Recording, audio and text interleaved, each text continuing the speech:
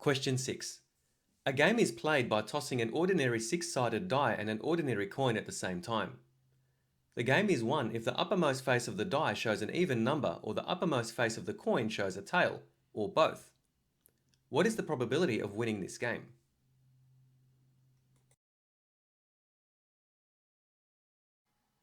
Complements may be used to determine the probability of a win. So we have the probability of a win is equal to 1 minus the probability of a loss, or probability of losing, and that's equal to 1 minus the probability of throwing an odd number, which is half, multiplied by the probability of showing heads on the coin.